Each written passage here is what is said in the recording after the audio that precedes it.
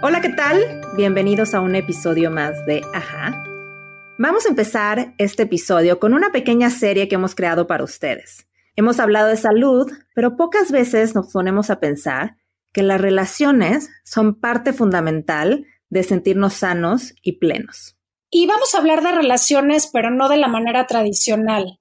Vamos a hablar de cómo nos relacionamos con el dinero, cómo nos relacionamos con nuestras creencias, cómo nos relacionamos de la manera más espiritual con lo que pasa en nuestra vida y de muchas otras cosas que nos van a enriquecer muchísimo. Así es, arrancamos esta serie con Nico Nogués, una plática interesantísima sobre la máscara de la masculinidad. Hablamos sobre machismo, sobre el género masculino y cómo nos relacionamos no solo como géneros, sino también como personas. No te despegues, te va a encantar este episodio. Si quieres tener lo que pocos tienen, tienes que hacer lo que pocos harían. La vida es 10% lo que te pasa y 90% de cómo te lo tomas. Sexualidad se une con espiritualidad y vamos a tener esta sexualidad sagrada. Que el corazón tiene esa capacidad de intuición y de saber las cosas inclusive antes de que sucedan, inclusive antes que el cerebro. Queremos que digas ajá y que nos caiga el 20. Así que platicamos con visionarios, artistas, científicos, doctores, chamanes y toda clase de disruptores. Porque creemos que tan solo con hacer preguntas, pero sobre todo al escuchar, podemos cambiar la forma de percibir el mundo. Ser más empáticos, abiertos y humanos. Ajá. Es un espacio en el que sacamos del closet temas de los que poco se habla. Los cuestionamos y tratamos de entender la vida. Yo soy Paulina Feltrín. Y yo, Valeria Benavides. Y esto es Ajá. Hola, ¿qué tal? Bienvenidos a un episodio más de Ajá. El día de hoy está con nosotras Nico Nogués. Él es activista creativo y empresarial, defensor de los derechos humanos y medioambientales. Es fundador de itsamiracle.org y del Instituto para el Desarrollo de Masculinidades Antihegemónicas. Nico cuenta con más de 16 años de experiencia internacional dirigiendo equipos multiculturales y cuentas globales, asesorando empresas y organizaciones internacionales para usar sus estrategias de negocio, creatividad y comunicación con el propósito de promover y accionar valores socioambientales que ayuden a construir mejores sociedades y empresas.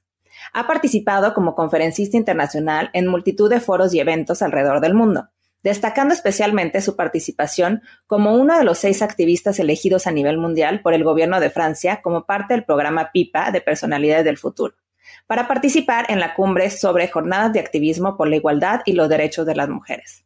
Destaca también su rol como asesor experto en masculinidades positivas para ONU Mujeres México y como defensor de los derechos humanos y experto en el uso de la comunicación para derrocar estereotipos sociales. A través de su firma, Nogués y su equipo asesoran y ayudan a compañías y organizaciones a replantar su rol en la sociedad e involucrarse con temas de justicia medioambiental, de diversidad, inclusión e igualdad sustantiva, centrados en potenciar y desarrollar masculinidades positivas que inspiran y activan a la ciudadanía. Ha impartido conferencias y talleres en España, Francia, México, Costa Rica, República Dominicana, entre tantos otros países, donde ha participado en innumerables eventos, además de tener varias participaciones en TEDx. Nos da muchísimo gusto tenerte, Nico, con nosotros. Bienvenido. Hola, ¿cómo están, Pau, Valeria? Muchísimas gracias por la invitación. Pues encantado de estar aquí, sumar a lo que también ya están haciendo ustedes. Muchas gracias, Nico. Y bueno, pues entrando también en materia, decidiste entrar en un tema bien controversial, ¿no? Que es el tema del machismo, el tema de la masculinidad. ¿Cómo llegas a cuestionarte sobre tu masculinidad o sobre este concepto que a veces parece trillado, pero definitivamente no lo es porque hay muchísimas lagunas alrededor de él? ¿Y qué es este concepto del que hablas que se llama masculinidad positiva? Tiene mucho que ver con quién soy como individuo y con, digamos, con mi propio, ya pongámosle la etiqueta de género, si queremos verlo así, como me identifico, ¿no? En este caso, pues con el género masculino y un poco dentro de ese esquema o posibilidades de expresión de quién es uno dentro de esa identidad, pues uno se da cuenta de que está muy limitado, ¿no? Supuestamente limitado, pero lo peor es que nos lo creemos mucho. Ni siquiera somos capaces de ver esas limitaciones, me refiero a, en este caso, nosotros como género, o quienes nos identificamos con el género masculino.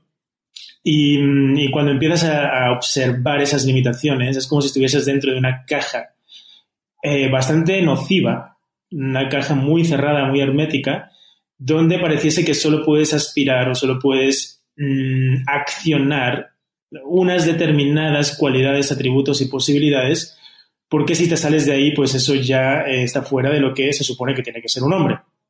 Entonces, claro, cuando ves cómo eso te acaba imposibilitando otras muchas cosas que pudieses ver, hacer o aprender fuera de esa caja, es cuando uno también empieza, como te digo antes, en esta capacidad de también observación, cuestionamiento, creatividad y usar la comunicación no solo para vender, sino para transformar, donde uno empieza a ver la oportunidad también de ver cómo hacer de un proceso personal algo que también pueda beneficiar a otras muchas más personas que probablemente se sienten identificadas con el mismo problema y al mismo tiempo forma parte también de una actividad que desde mi punto de vista tiene que ser sustentable a nivel de negocio, económicamente hablando, porque pues si no simplemente se queda en una buena intención o en una ayuda que en algún punto va a terminar porque pues la caridad es limitada, ¿no?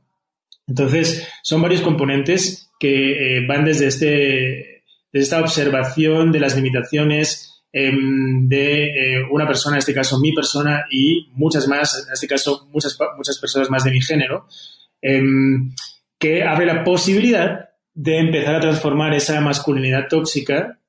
Ojo, no estoy diciendo que la masculinidad o que el hombre sea tóxico, sino que cuando nos metemos en la película de que solo hay una forma de ser hombre que pasa por unas determinadas cualidades o atributos o comportamientos y que esos son los únicos que nos definen, evidentemente eso sí empieza a ser nocivo por la cantidad de realidad que conforma. Lo podemos ver a nivel estadístico. Por ejemplo, te estoy hablando de datos muy duros, ¿no? Como si lo vemos en términos de gestión emocional, la incapacidad brutal que tenemos como hombres de gestionarnos emocionalmente hablando, donde el 81% de los suicidios los protagonizamos los varones, donde tenemos 3 veces más probabilidades de caer en cualquier tipo de adicción, drogodependencia, alcoholismo, donde perpetuamos el 100% de esos crímenes llamados femicidios o feminicidios contra un género específico, que estos son las mujeres, donde si lo vemos también y pensamos quiénes son los principales accionadores de violencia en el mundo, somos indiscutiblemente los hombres en un porcentaje del 95%. Somos quienes protagonizamos esa violencia extrema en forma de homicidios, donde nos estamos matando a nosotros mismos, somos los principales afectados en términos de violencia extrema, somos los propios varones, justamente por esta imposición, este sometimiento, probar quién tiene más poder, más capacidad de dominar, controlar, someter, etc. Entonces, lo veamos por donde lo veamos, pues es un dibujo horrible, que cuesta ver, que crea muchos anticuerpos si eres hombre, porque ya empezamos a meternos siempre en la ideología de no, pero es que ¿por qué se apunta a nosotros? ¿Por qué se nos critica? ¿Por qué no se habla de los feminismos? Es lo mismo que el machismo, pero al revés, y un montón de estupideces, porque esa es la palabra que lo describe, que no nos permiten ver la magnitud del problema que nos afecta a nosotros mismos y nos hace todo el rato intentar defendernos como si este problema no tuviese que ver con nosotros y como si este problema no nos afectase a nosotros, ¿no?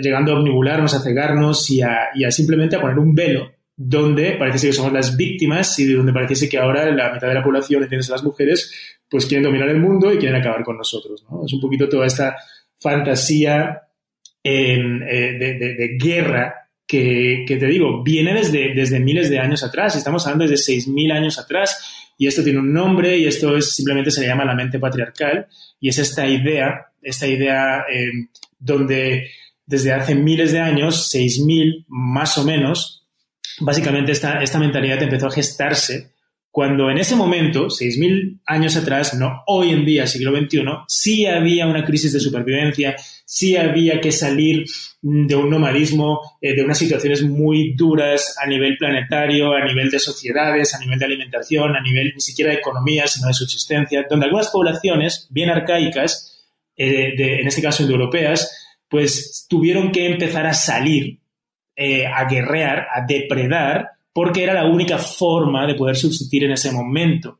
Y así se fueron creando imperios, y conocemos el otomano, y conocemos el romano, y conocemos el egipcio, y conocemos todas las civilizaciones antiguas, y cuando se supera esa absoluta etapa de escasez, la mente ya está tan instaurada que parece que la única manera de seguir gobernando o rigiendo el mundo sea bajo esa mentalidad que, si bien en un momento pudo ser útil para salir de la absoluta falta de supervivencia y darnos una supervivencia en un momento muy determinado de la historia, sigue imperando en relaciones de dominio, de sumisión, de paternalismo, de dependencia, que no nos permite, en definitiva, establecer vínculos sanos, adultos, solidarios, fraternales y necesarios en una época donde pues ya no estamos hace 6.000 años atrás, ¿no?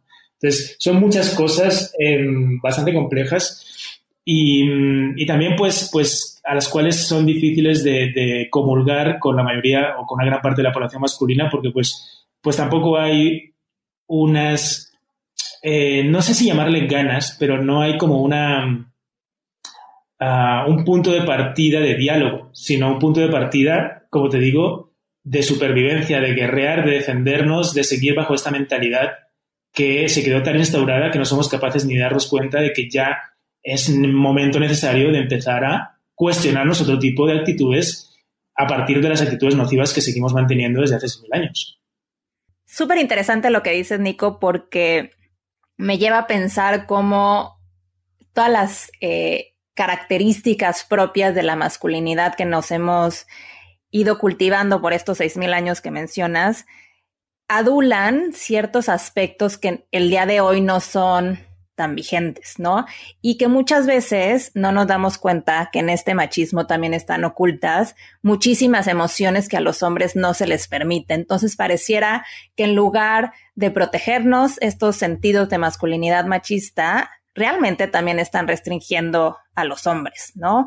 Porque a los hombres no se les permite expresar sus emociones, a los hombres no se les permite tener miedo, a los hombres se les impulsa más a ser exitosos y muchas otras cosas que de alguna manera, en lugar de abrirles oportunidades, pudiera también cerrárselas, ¿no? ¿Qué papel juega en todo esto la crianza, ¿no? Porque me lleva a pensar que también muchos conceptos se siente que para los hombres son naturales, ¿no? Como esto, nature versus nurture, ¿no? Cómo es que para los hombres muchas veces, inclusive hasta las mujeres, los justificamos, ¿no? Ellos naturalmente son más fuertes, ellos naturalmente no sienten miedos, ellos naturalmente son mujeriegos, ellos naturalmente una infinidad de etcétera. ¿Qué papel juega la crianza, tanto paternidad como maternidad, para fomentar este machismo? Pues fundamental, ¿no? Fundamental. Entendamos que la casa, el hogar, el núcleo familiar es la mínima representación de eso que llamamos hoy en día nación, estado o país, ¿no? O sea, pues un país, 120 millones de personas en México, 47 millones de personas en España. Bueno, en definitiva, eso que llamamos sociedad o idiosincrasia de un determinado territorio, pues se forja, o la unidad mínima indivisible de todo eso es un hogar. Como se convive en un hogar, pues básicamente tienes una muestra representativa y eso se lo extrapolas si tienes una comunidad de vecinos, y lo extrapolas si tienes una calle, y lo extrapolas si tienes una colonia, una delegación, un estado, una ciudad, un país.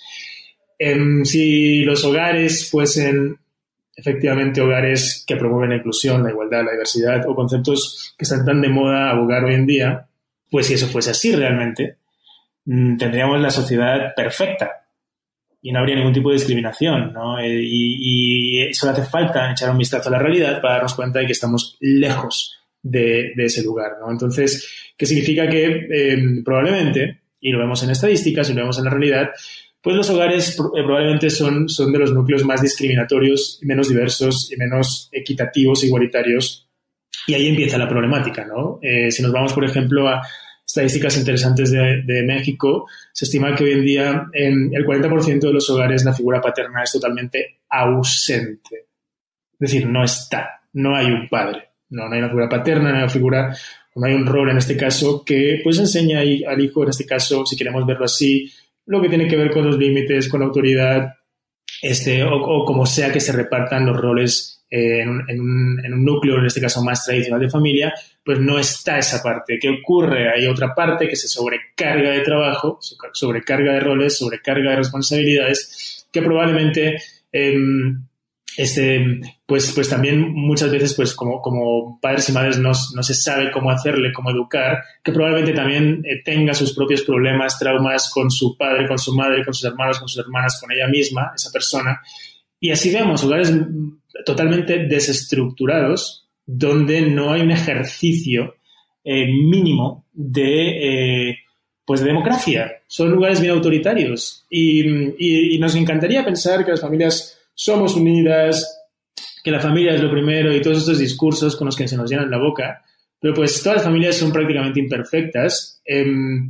Hay muchas familias evidentemente pues unidas, etcétera, no estamos poniendo en duda eso, pero también hay muchas familias que no lo están. Y es allí donde se forja el primer sentido de identidad, en lo que vemos en casa, en los ejemplos que vemos, en cómo se comportan nuestros respectivos padres, etcétera.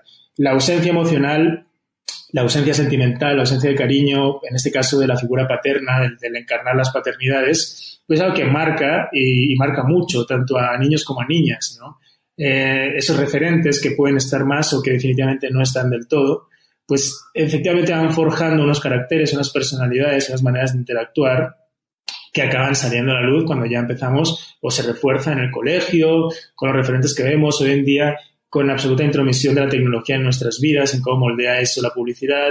En definitiva, con todo lo que sabemos y vemos y somos partícipes, que va creando un sentido de identidad totalmente no elegido, donde pues no nos crían nuestros padres, hoy en día nos crían las tablets, en el mejor de los casos, con toda la tecnología que hay allí, los desarrollos programáticos, los contenidos que se consumen, quienes están detrás de esos contenidos, los intereses políticos y comerciales que hay detrás de ahí. En definitiva, un montón de cosas que sustituyen, digamos así,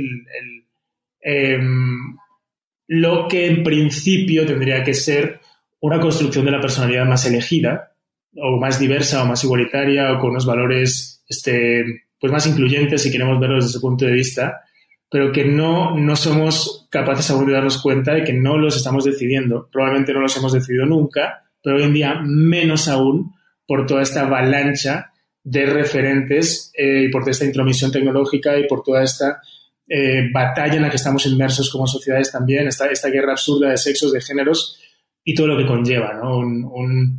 Una especie de telerrealidad, ¿sabes? Donde una opinión es una verdad absoluta y donde la inmediatez es lo que prima, no hay un ejercicio de silencio, de reflexión o de crítica constructiva o de escucha activa, sino más bien un constante ruido, donde lo que prima es quien tiene la razón y quien lo dice antes, ¿no? Entonces, pues no sé si con esto contesto tu pregunta, pero tiene que ver mucho con cómo nos formamos, nos educamos y con la capacidad de entender ese ejercicio como algo que empieza en las casas, que tendría que forjarse bien desde allí también y que está lejos de ser así, ¿no? Y al mismo tiempo es un ejercicio que no acaba nunca. En el momento en que empezamos a darnos cuenta de quién está ejercitando eso, si somos nosotros, lo estamos diciendo nosotros o en realidad no. No, y acabas de compartir datos duros, impresionantes, no solo en México, digo hace unos minutos, de todas estas características que tienen los hombres en relación a violencia específicamente, o el papel que juegan a nivel estadístico en temas de violencia. Y no puedo evitar pensar el tema de el papel que juega la mujer en todo esto, ¿no? Estamos hablando también de género, estamos hablando de lo importante que es el desarrollo de estos conceptos y de esta identidad desde casa, y que ahí empieza todo. ¿Qué papel crees que está jugando la mujer hoy en día en estas casas que están formando a más hombres machos? Sí, es una pregunta compleja también. Fíjate que empiezo un poco para contestar esta pregunta y por un ejercicio también de responsabilidad, ¿no? O sea, es una plática distendida y claro que podemos hablar de todo, ¿no? Pero en un ejercicio de responsabilidad también te diría que es muy fácil opinar siempre del papel que está jugando el otro, en este caso si lo vemos como género, el otro género, y me parece que un poco es lo que hace también seguir alimentando esta confrontación, ¿no? O sea, dejar de dejar de hablar de cómo podrían hacerlo mejor o cuál es el rol del otro y más bien empezar a replantearnos fuertemente, en este caso, cuál es nuestro rol como masculinidades. Es lo que tal vez nos lleve un poco a entender mejor ese cisma que se está viviendo en las familias y en la sociedad occidental actual, ¿no? Ese quiebre de las familias, ese quiebre de las relaciones, en este caso, por ejemplo, entre hombres y mujeres, mujeres y hombres, ¿no? Entonces, no soy muy fan de hablar de qué rol están jugando las mujeres, por lo que te digo, también por una coherencia, decir, pues bien que bien, mal que mal, mal que bien, bien que mal, pues ya pues lo están haciendo desde hace 250 años y están haciendo varias cosas que están ayudando a hackear muchas preconcepciones de cómo se organizan las sociedades, y eso me parece que siempre nos lleva, como comenzábamos esta entrevista, a nuevos problemas, por lo tanto probablemente a mejores lugares. Y por lo tanto ahí hay un gran valor en todo eso, ¿no? Creo que es una conversación que es más bien responsabilidad de ustedes mismas o los feminismos cuestionar. A mí me parece que hay un valor indudable allí en toda esa reorganización de las estructuras sociales, y más bien siempre pongo el acento por coherencia y por responsabilidad en lo que podemos hacer nosotros, ¿no? Porque hay muy poca conversación cualitativa al respecto. Y sin embargo hay mucha defensa o mucha reacción o mucha ira o mucha banalidad o mucha subjetividad siempre apoyada en la naturaleza, en la biología, en la ciencia y en un montón de cosas que intentan en algún punto quitarnos responsabilidad, en este caso nuestro género, y seguir justificando los mismos comportamientos repetitivos y en algún punto nocivos que comentábamos antes, ¿no? Entonces, te digo, o sea, me quedo con eso. Creo que hay un ejercicio por parte del otro género de revisitación de las estructuras sociales y de la repartición del poder que me parece que es necesario y que es sumamente valioso por llevarnos a otro tipo de problemáticas y empezar también a observar cuáles serían otras formas de relacionarnos en el siglo XXI y en los que vienen, y más también como estamos viviendo crisis ambientales, crisis de justicia social, etcétera. Y creo que me quedo con eso, y ya más bien las formas, las maneras de accionarlo. Creo que también es una conversación que algún día, ojalá pronto, podamos tener todas y todos los miembros de la sociedad. Creo que todavía hoy en día está todo demasiado crispado para poder tener una conversación, digámosle así, fluida y plenamente responsable de cada una de las partes. Nico, tocas dos temas que me parecen importantes de tocar, ¿no? El primero es la responsabilidad. ¿Cómo hacer para que los hombres asuman esa responsabilidad y ese cuestionamiento del que hablas? Y dos, me parece el tema de la comunicación, ¿no? Históricamente a los hombres se les niega expresar sus emociones. Las mujeres, cuando tú preguntas en cualquier foro mixto, pues si tú preguntas a una mujer cuántas veces habla de sus emociones, pues te diríamos que diario, ¿no? Diario hablas con alguna amiga, con algún familiar, con tu pareja, de qué sientes, cómo sientes y sabes mejor, ¿no? En este sentido. Y a los hombres no. Los hombres desde chiquitos, desde que están en el kinder, pues si llora o le gusta el rosa, se burlan de él, les hacen bullying, lo ridiculizan y entonces no expresar tus emociones se vuelve un método de supervivencia, digamos.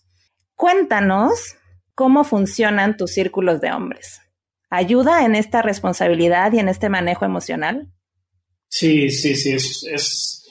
Creo que es algo que es indispensable que ocurra, ¿no? Como bien comentas, normativizar este tipo de conversaciones, ponerle palabra a lo que uno siente, es una gran puerta para empezar a asumir esta responsabilidad a que también subrayas, ¿no? O sea, al final del día podemos hacernos responsables de aquello que conocemos aquello que nombramos, entendemos aquello que podemos explicar.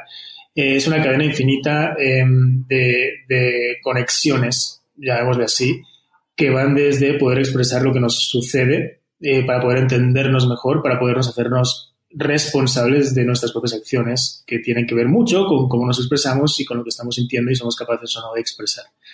Entonces, en ese sentido, plenamente los círculos y las dinámicas que promueve el IDMA, el Instituto de Machos a Hombres, tiene que ver con justo eso, ¿no?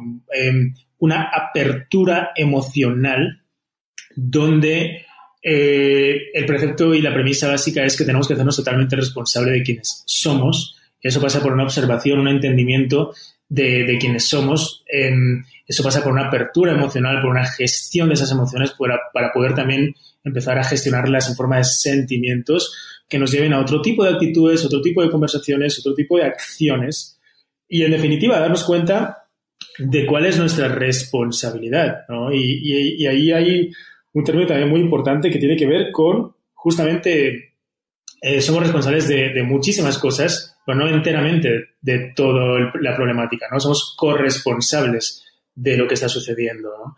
Entonces, creo que es fundamental asumir esa corresponsabilidad. Creo que es fundamental entendernos para entender también la situación y cómo esa situación nos afecta en primer lugar a nosotros, porque lo que no se entiende no interesa y a lo que no te interesa, pues no accionas nada al respecto.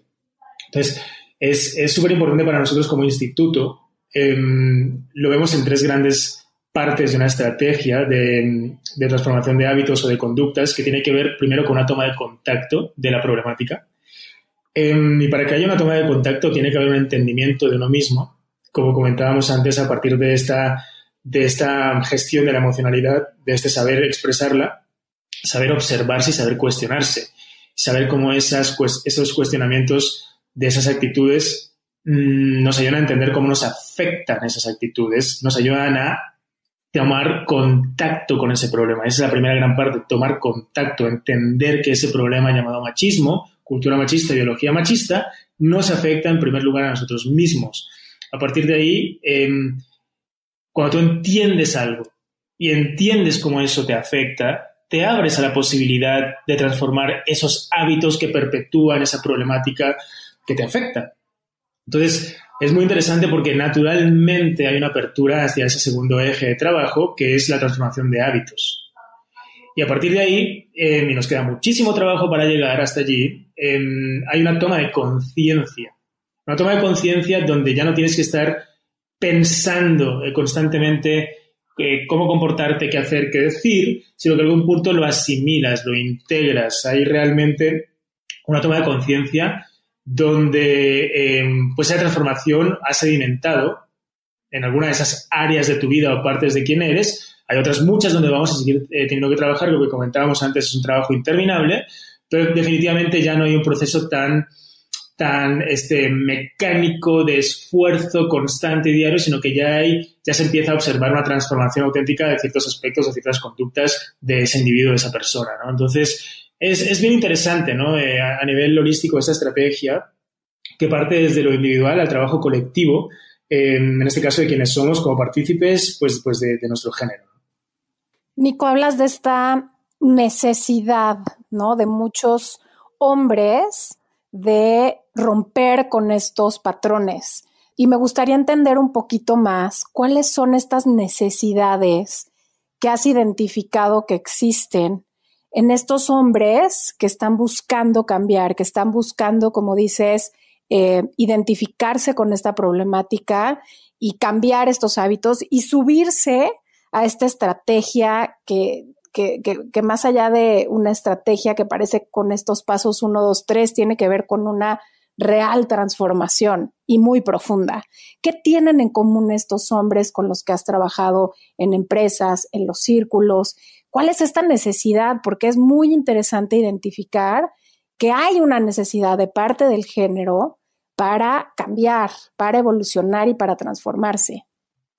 Sí, sin duda hay una necesidad que tiene que ver también con una falta de autoestima, una falta de reconocimiento, una falta de aceptación, y que nos lleva a múltiples problemas, probablemente extrapolables a toda la especie humana, pero en este caso muy cercanos a cómo estamos viviéndolo nosotros como varones en nuestra cotidianidad. Y esto tiene que ver con nefastas relaciones dependientes a nivel emocional, relaciones codependientes, una fragilidad emocional brutal que se puede ver en el día a día, en cómo se activan tus decisiones, en cómo se activan tu interacción, si tienes hijos o si tienes hijas o tienes pareja o si tienes amantes o si siempre sigues el mismo patrón, la misma inercia emocional que te lleva constantemente a tener el mismo jefe cabrón, la misma relación tóxica, la misma pandilla de amigos que por mucho que vayas cambiando siempre es lo mismo,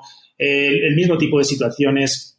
En definitiva, todo lo que uno se va dando cuenta que eso le va ocasionando y a los lugares donde te van llevando esas interacciones, en esa búsqueda de reconocimiento, en esa búsqueda de aceptación social mal enfocada, porque se enfoca todo el rato a una presión social, a cubrir una cuota de masculinidad esperada, que en lo tangible, como te digo, se traduce en muchísima frustración en lo diario y en muchísimas problemáticas que conocemos, como toda esta mala o nefasta capacidad para gestionarnos emocionalmente con nuestras relaciones, sobre todo. Y esto es bien interesante porque una de las cuotas de masculinidad que tienes que pagar es precisamente que mides tu masculinidad en torno a tu número de conquistas o tu número de relaciones o cómo interactúas con otro género. Y claro, eso lleva a una insaciedad y a una depredación sexual y a una también mala gestión emocional y de relaciones donde te lleva a un vacío, donde te lleva a tener muchísimos problemas, donde hay muchos hombres que están cuestionando y se están efectivamente dando cuenta de la toxicidad de caer en esas inercias emocionales, de las problemáticas que eso nos puede llegar también a dar, ya no solo con otro género, como les digo, con nuestros propios congéneres, ¿no? El enfrentamiento por el enfrentamiento, la pelea por la pelea, el perder una amistad por perder una amistad, el anteponer ciertos aspectos de tu conducta a lo que sabes que a la situación a la que te pudiese llevar por seguir cayendo en esos patrones emocionales. O sea, hay cosas bien concretas que uno sabe que ya ha perdido, que sigue perdiendo, que probablemente va a seguir perdiendo, y lo que pierdes lo conoces. Donde has estado te suena familiar, donde el mismo resultado una y otra vez te suena familiar, no quieres estar allí. Y es un poco con lo que estamos nosotros más bien totalmente centrados en esta estrategia, que sí, claro que hay que bajarlo a unos pasos muy metódicos, porque desafortunadamente aprendemos por repetición, lo que no entendemos y no vemos como caminable, pues lo vemos como incertidumbre, el futuro siempre es incierto, y por lo mismo el hablar de lo que se puede llegar a ganar no funciona en este tipo de acciones programáticas porque no hay un referente, es toda una promesa a futuro. En cambio, cuando nos clavamos y nos centramos en lo que sabemos que hemos perdido, nos ha dolido, nos hemos deprimido, no hemos podido solucionar eso, hay un sentimiento de frustración, de vacío allí, hay una adicción, hay un problema que te está llevando también incluso a problemas psicológicos, hay depresiones, hay malas relaciones con tus parejas, tienes a la misma pareja tóxica siempre, no sabes cómo enfrentar esta conversación, has perdido amigos porque has intentado acostarse con su novia, anteponiendo la prevención sexual a la amistad.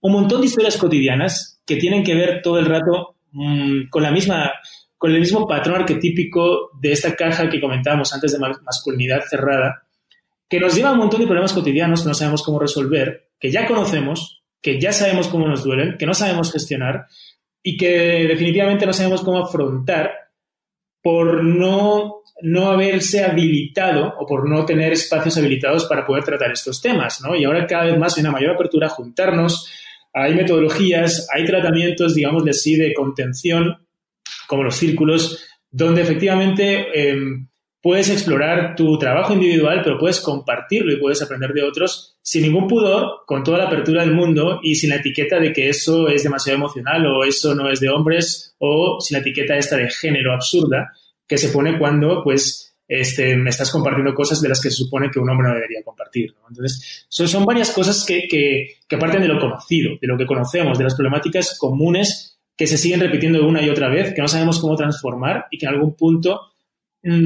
poder compartirlas, poder espejearlas con metodologías, con contención, con compañeros, con una masa crítica que nos permita darnos cuenta de que no somos los bichos raros del género, sino más bien el común denominador y que hay una insatisfacción ahí que no sabemos cómo solucionar o cómo transformar o cómo tratar, lo que nos permite una apertura a salirnos o empezar a salir de esa caja de masculinidad imperante.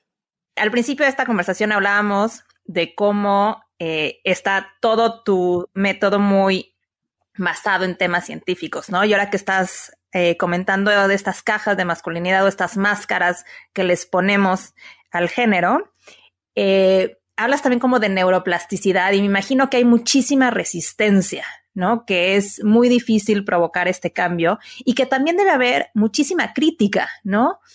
¿Cuáles serían los mayores retos a los que te has enfrentado para empezar a cambiar estas masculinidades o reconstruirlas en algo más positivo? Sí, retos muchos, ¿no? Muchos, digamos, la resistencia, digámosle así, la resistencia ante el cambio es algo que siempre está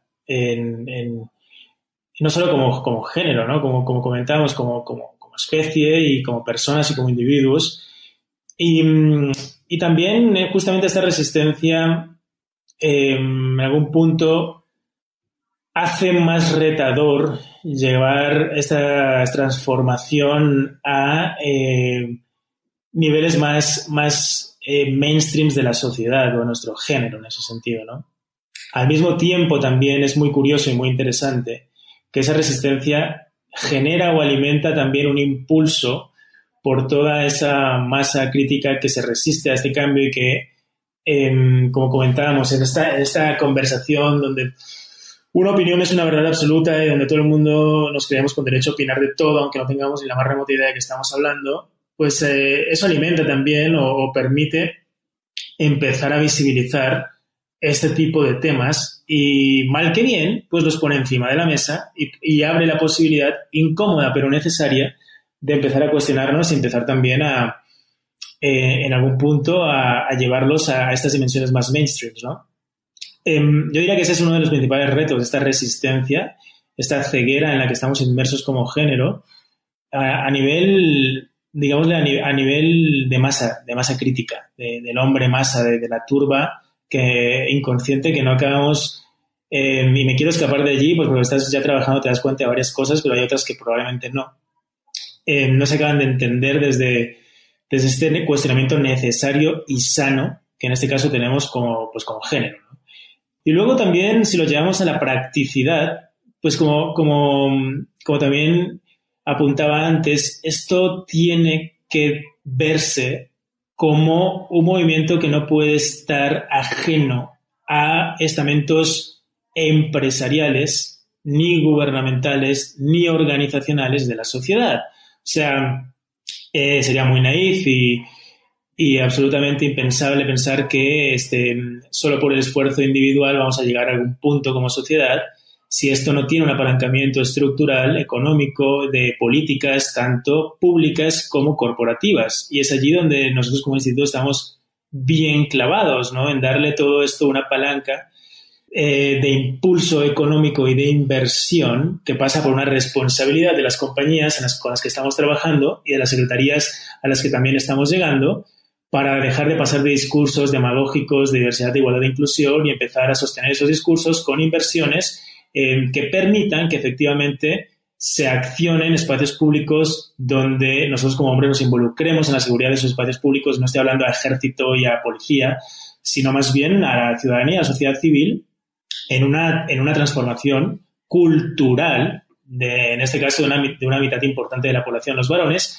en lugar de solo hacer campañas de prevención dirigidas a mujeres, de que no salgas hasta ahora, en lugar de gastarse presupuesto simplemente digamos, en intentando prevenir, pues es igual de necesario, igual de imprescindible empezar a concientizar a quienes estamos ejecutando gran parte de las violencias que vivimos en los espacios públicos, por ejemplo, las calles, pero también privados, como por ejemplo donde pasamos tanto rato como son las culturas corporativas.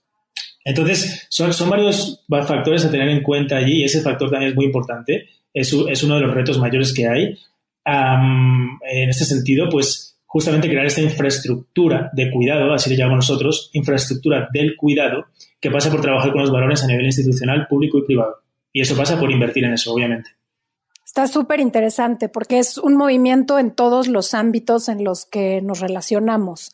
Y si quisiéramos de alguna manera resumir en 3 o 4 cosas que pueden hacer estos hombres que quieren salir de estas prácticas y que están cansados de todas estas limitaciones que están sufriendo, ¿qué les dirías? ¿Cuáles serían a lo mejor 2 o 3 consejos que a los hombres que nos están escuchando les pueden servir justamente para empezar a trabajar de manera responsable sobre estos cambios que son necesarios? Sí, claro. Sí, algunas de estas recomendaciones, yo creo que la primera y bien importante es una observación de las problemáticas que tienes hoy en día como varón actuales, cotidianas. Por ejemplo, en tus relaciones, digamos de así, con el otro género, ¿cómo te estás relacionando históricamente con ese género? ¿Dónde te están llevando esas conductas? Ese es un factor importantísimo, ¿no? Ese cuestionar esas conductas, qué tipo de relaciones has tenido o sigues teniendo. La otra también tiene que ver con este cuestionamiento de este tipo de conductas, digámosle, que tienen que ver con tu gestión emocional, ¿no? Es una persona que se conoce emocionalmente, es una persona que probablemente ha tenido episodios de depresión y no lo sabe. Te gustaría hablar de temas a los que no te atreves. ¿Incluyes alguna terapia emocional en tu canasta básica? ¿La has incluido alguna vez? Un poquito también tiene que ver con este cuidado. ¿Qué tal te cuidas a ti mismo como individuo? Ya no solo emocionalmente, sino físicamente. ¿Te das cuenta de que estás eligiendo realmente cómo cuidarte, o hay una ausencia de cuidado, o hay un cuidado disfrazado de no cuidado por no quedar mal ante pues tu entorno cercano, dígase amigos, pareja, u otros hombres, ¿no? Tiene que ver mucho también con precisamente estas conversaciones, ¿no? Rompes conversaciones incómodas que no te hacen gracia ya, que te están incomodando. Rompes el silencio cómplice cuando estás en un grupo de amigos que sueltan algún chiste misógino o algo que ya no te hace gracia, que no acabas de entender, o les sigues riendo la gracia a todas estas cuestiones. Creo que hay varios indicadores que son muy concretos, son bien cotidianos, porque pues los conocemos todos, y debemos ver si seguimos perpetuando eso, si nos damos cuenta o si aún dándonos cuenta no tenemos suficientemente valor, la suficiente habilidad o decisión, y se vale, claro que se vale, pero al mismo tiempo se vale y es necesario también empezar a pedir un sostén, una ayuda, una contención, como la que, por ejemplo, se puede encontrar con otros tipos de conversaciones, grupos, etcétera, o dinámicas como las que, pues, por ejemplo, tenemos en el instituto, o tienen otros muchos organismos que van naciendo también, que se están enfocándose en el trabajo con masculinidades. Entonces, es eso. Yo creo que es una observación constante e inquisidora que nos lleva a un cuestionamiento de nuestras actitudes, de nuestras conversaciones, de nuestros círculos y de dónde nos está llevando todo eso, ¿no? Y si somos capaces de darnos cuenta, pues no podemos llegar a un punto donde tengamos que hacer algo al respecto y un poquito hacerles llegar que pues no están solos, ni muchísimo menos. Pues habemos muchos incómodos con todo ese tipo de conductas, actitudes y círculos de personas o de contextos, y por lo mismo también allí mismo radica un apoyo o una palanca para salirnos de esos entornos y para salirnos de esas conversaciones y para salirnos de esas actitudes. Nico, a lo largo de toda esta plática, y fue el primer punto como consejo que compartiste ahora, has hablado de las relaciones, de cómo a través del concepto de masculinidad que cada quien ha adquirido, se relaciona con el otro género, ¿no? Y esto nos lleva mucho a pensar en estos estereotipos en los que, por ejemplo, a la mujer se nos ha enseñado que está bien lo que sea por amor, y a lo mejor que los hombres solo buscan el deseo, ¿no? Cuando en realidad lo que estamos buscando todos es intimidad, ¿no? Independientemente del género al que pertenezcamos. ¿Qué has descubierto tú de todos los hombres que están sumando al instituto en cuanto a su sexualidad y en cuanto a sus relaciones con el otro género? Súper interesante pregunta. Ahí te diría que hay también una cuota de masculinidad que se está pagando muy cara, que tiene que ver con esta imitación inconsciente de lo que se supone que tiene que ser un hombre en el campo de la intimidad, ¿no? Donde se supone que tienes que demostrar tu hombría conquistando, ligando, rayando en el acoso o directamente acosando a cualquier cosa, mujer, cuerpo, persona que se te ponga por delante, porque eso es lo que se supone que hace un hombre, entiéndase, en esta imposición de los cuerpos, en este desprecio de los cuerpos, empezando por el de uno mismo, porque probablemente también, y probablemente no, o sea, te digo que en muchas conversaciones sale este insight compartido de vacío existencial, donde estás harto también de demostrar tu hombría a través de con cuántas mujeres o cuántas personas te puedes acostar. Porque esto no entiende de únicamente una orientación sexual como la heterosexual. O sea, ser gay no te quita lo machista y no te quita lo depredador y no te quita la misma conducta, en este caso depredadora, o esta falso sentido de intimidad basado en el sometimiento y en el control de los otros cuerpos y en el desprecio absoluto de los dos cuerpos, empezando por el tuyo mismo, saciando necesidades o creyendo que sacías necesidades que muchas veces incluso no quieres o no necesitas saciar porque estás cansado de ese patrón de conducta. Y es un sentimiento que se puede ver también muy claramente, ¿no? Por otra parte, también esta cuota crea mucha frustración, ¿no? Mucha inseguridad respecto a los cuerpos, respecto a medir tu masculinidad en función del tamaño de tu pene, en función de cuántas mujeres o cuántas personas o cuántas veces tienes sexo a la semana o al mes, o cuánto te masturbas si eres un chavito, o cuánto porno consumes, o cuántos packs envías por mensajes, o en definitiva un montón de cosas que se miden por cantidad, lejos de medirse por términos cualitativos, que generan esta cuota o este pago excesivo, carísimo, totalmente desproporcionado e inconsciente de lo que se supone que es ser un hombre, ¿no? Entonces, hay un vacío ahí cada vez más evidente, ¿no? ¿A qué edad se supone que tienes que empezar relaciones sexuales? Y esto lo vemos mucho en jóvenes. Cómo ligar en un mundo de reivindicación de los derechos de las mujeres, cómo interactuar con el otro género, y cómo seguir sosteniendo conductas que cada vez son más insostenibles, conductas machistas por todo este contexto de reivindicación al que estoy comentando, ¿no? Entonces, son varias cosas ahí muy interesantes, pero en general pasa por eso, por empezar a darnos cuenta, y hay una evidencia allí clara en los trabajos que hacemos con varones, de esta insatisfacción, de este altísimo pago, esta cuota absurda de masculinidad que no te satisface, que no te llena y que sigue creando muchísima frustración al respecto. Y que pareciera que no, tenemos este concepto de que justamente eso es lo que construye la fuerza, que eso es lo que les da este superpoder. Entonces es muy interesante escucharte desde este lugar genuinamente abierto y entender que hay mucha carencia y hay muchas necesidades también en este aspecto, ¿no? Como dices, pagando esta cuota altísima. Qué interesante, Nico. Sí, Oye, sí, la verdad que sí, es horrible cuando estás dentro y lo ves, porque todos podemos ponernos ahí, porque todos hemos vivido episodios así, ¿no? Y sí, dices, pero ¿y esto para qué? O sea, ¿a dónde me está llevando esto? ¿En qué momento decidí hacer esto?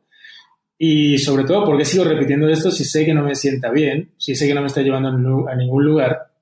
Entonces sí, definitivamente es algo, el tema de la intimidad, de la sexualidad, de la aceptación de nuestro propio cuerpo.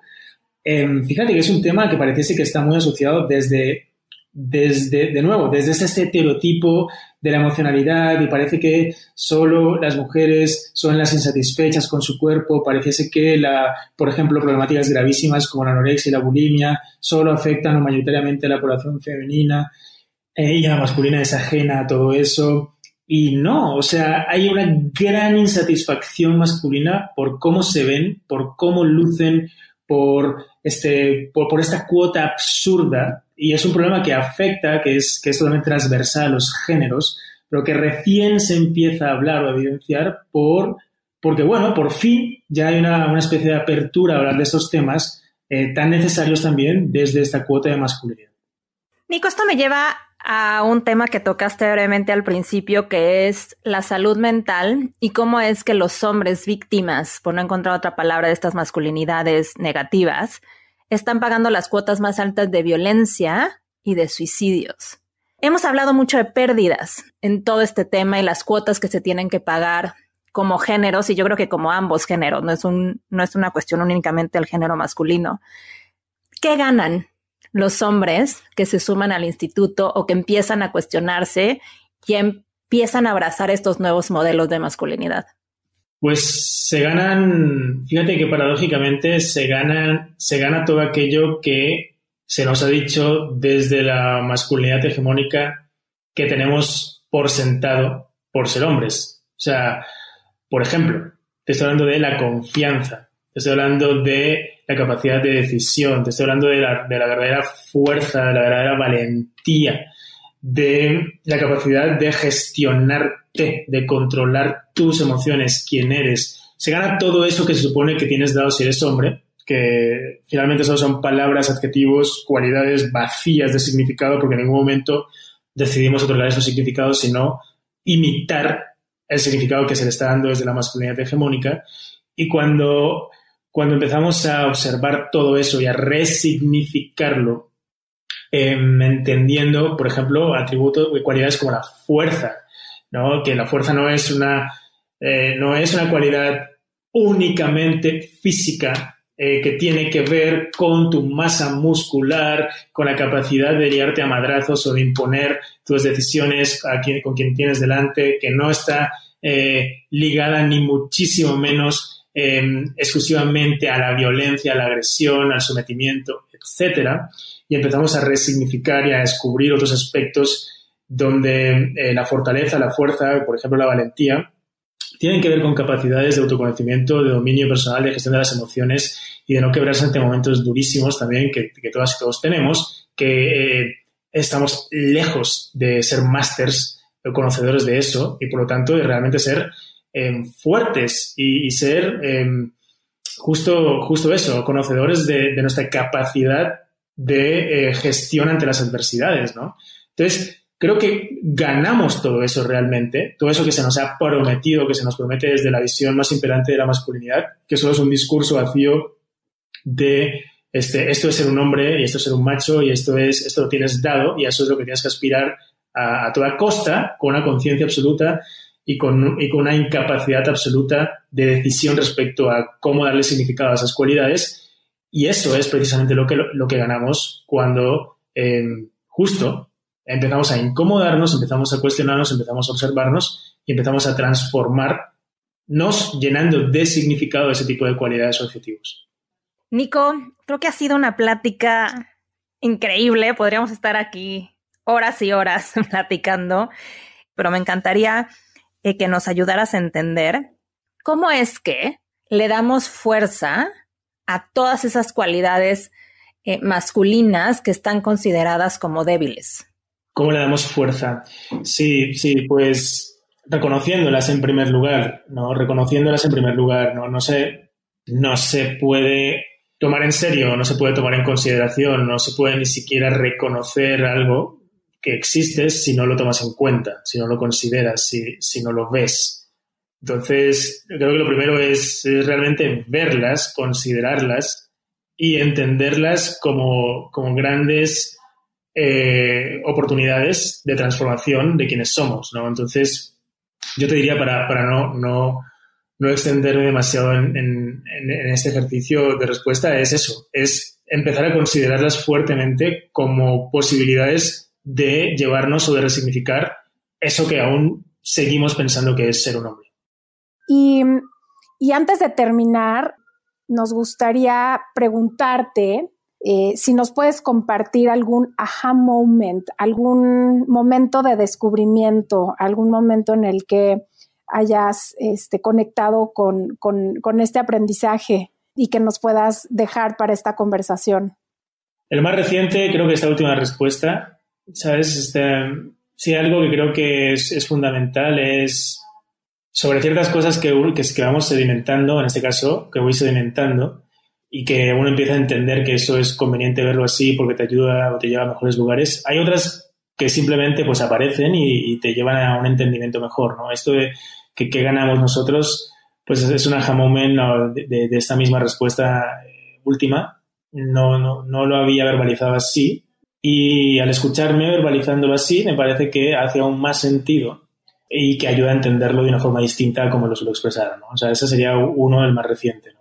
Y más aha moments, pues por ejemplo, cuando un aha moment fundamental también en toda la labor que estamos haciendo desde el instituto fue en el momento en el que me di cuenta de que eso que llamamos machismo, que no son ni más ni menos que estas conductas sometedoras que tienden a controlar excesivamente, a agredir o a discriminar todo aquello que se considera femenino porque se considera débil, pues básicamente yo lo veo como la raíz de prácticamente todos nuestros problemas actuales como humanidad.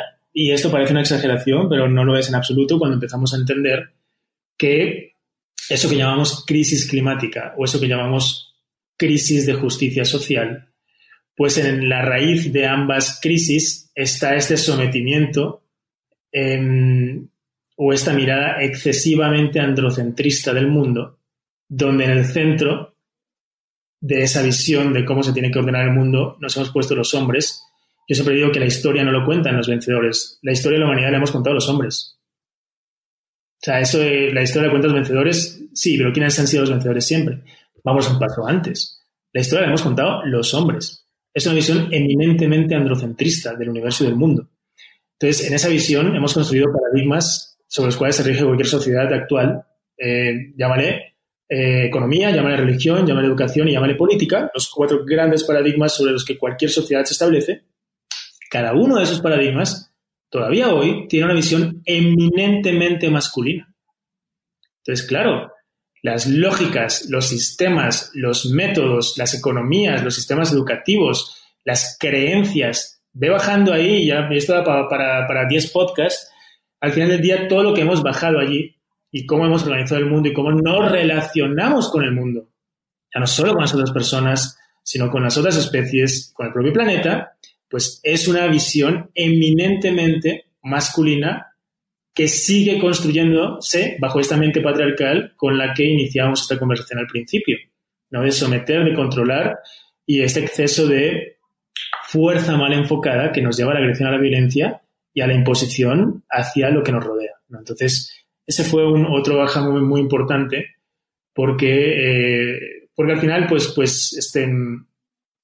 nos llevó como consultora también a focalizar nuestros esfuerzos en ambas, digámoslo así, en ambas grandes problemáticas. Entiéndase crisis social y crisis medioambiental y crisis de justicia social desde una perspectiva donde si logramos desafiar bien las estructuras machistas, entiéndase el machismo, estaremos haciendo algo para mejorar o para salirnos de esa crisis medioambiental y de esa crisis de justicia social. Qué interesante, Nico. Muchísimas gracias por regalarnos este tiempo y por compartir información tan relevante en la vida y tan importante en estos momentos de tanto cambio y tanta transformación. Y escucharlo de un hombre siempre es muy reconfortante también, porque es como llegar a este punto de mucho mayor entendimiento y equilibrio, ¿no? Que todos queremos, no nada más ustedes. Claro, totalmente, sí, de acuerdo, muy de acuerdo, Valeria. Y bueno, gracias a ambas, Paulina y Valeria, por esta invitación. Y bueno, pues feliz de seguir encontrándonos en este camino. Seguro. Muchas gracias. Nico, ¿dónde te pueden encontrar si una empresa quiere contratarte, si alguien te quiere seguir, dónde te encuentran? Sí, nuestras redes del instituto, en el instituto se puede encontrar en redes como De Machos a Hombres en Instagram o en Twitter Machos a Hombres o en nuestra página demachosahombres.com. Ahí nos pueden encontrar. La mía es personal es Nico Nogués en cualquier red social. Con mucho gusto, pues ahí les atendemos. ¿Te gustaría preguntarnos algo? Envíanos tus preguntas por redes sociales en @aha.mx. Al final de cada episodio vamos a estar respondiendo a tus preguntas. Si quieres saber algo de nosotras, tienes alguna duda sobre bienestar o en realidad lo que sea que pase por tu mente, solo envíanosla. Como personas que hemos practicado distintas metodologías para vivir en salud, ha sido divertido ver las preguntas y comentarios que nos hacen en redes. Desde comentarios sobre distintas dietas, meditación, espiritualidad, sexo, en realidad lo que sea que quieras preguntarnos, envíanos tus dudas y nosotros te ayudamos a responderlas. En Ajá hablamos de lo que poco se habla y lo queremos platicar contigo.